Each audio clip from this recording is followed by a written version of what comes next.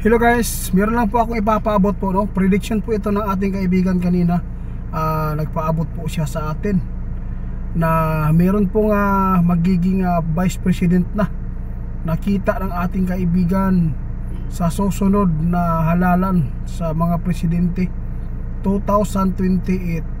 Posibleng si Amy Marcos ang magiging vice president ni Sara Duterte. Si kaibigan po natin mismo yung nagpapaabot sa atin. Ito po yung hula po niya na magkakaroon po ng samahan ang ating VP Sara Duterte at saka sila naman po yung magtandim, Amy Marcos magiging vice president. Ito po yung hinulaan ni kaibigan. Prediction po niya ngayong 2028 na mangyayari.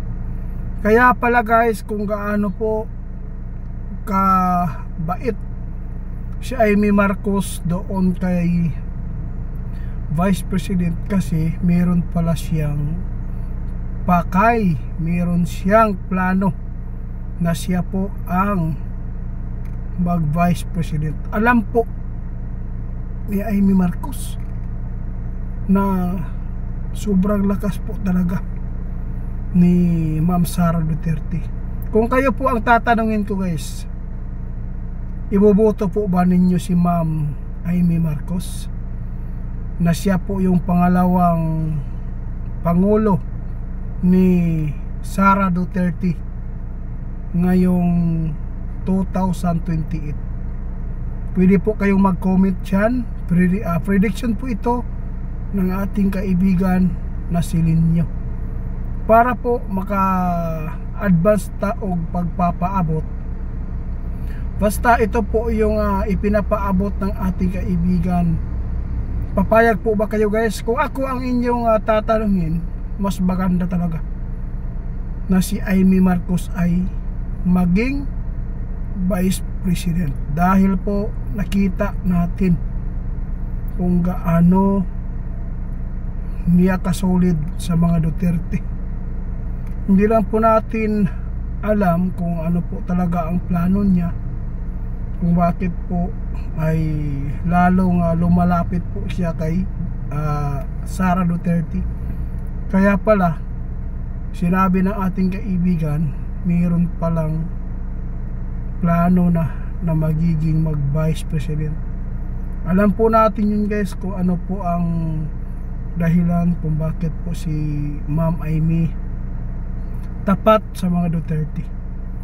Pero kung ako ang tatanungin po ninyo guys, kung tatakbo si Ma'am Amy ng pagka Vice President, sigurado talaga na mananalo, dahil po alam po natin yung mga ugali na ipinapakita niya, lalo na po ipinaglaban po niya yung mga Duterte. Pero hindi lang po tayo pwedeng magkampante, kasi po may pagbabago pa naman na magaganap. Prediction lang po ito ng ating kaibigan.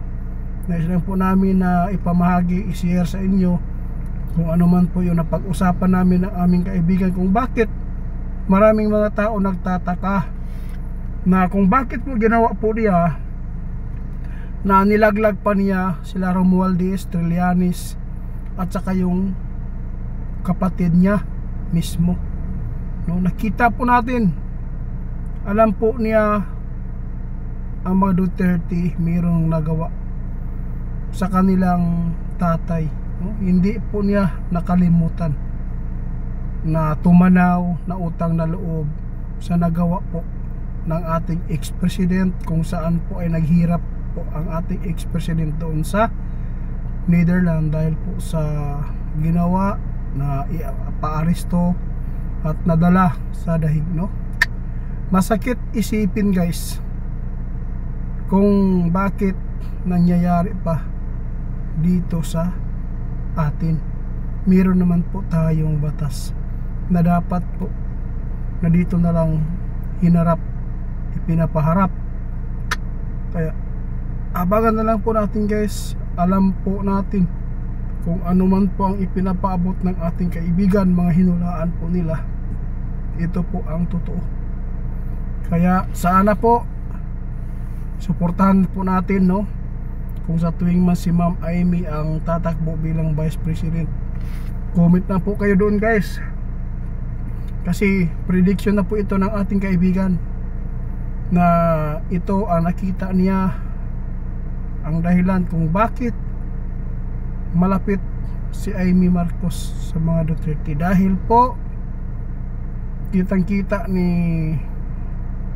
Sara Duterte wala ng ibang kukunin niya na magiging Vice President kundi si Ma'am Amy Marcos. Prediction po ito, guys, at tandaan po natin yung prediction, hindi po kayo pwedeng makalimot nito. Kung hindi ito mangyari, ibig sabihin nito gawa-gawa lang ni Linyo. Abangan na lang po natin, guys. Maraming salamat po sa inyong pag-suporta. Mag-ingat po kayo, lalo na po sa mga magbuboto dyan. Sana po ingatan po tayong lahat ng Panginoon, na sana ay tahimik, peaceful ang ating botohan ngayong May 12. Salamat po, no? Pasensya na po kung na pauna natin po yung prediction na ito kung sino po ang magiging Vice President sa ating Pilipinas. Kitang kita po ng ating kaibigan na si Amy po. Kaya salamat po sa inyo, guys.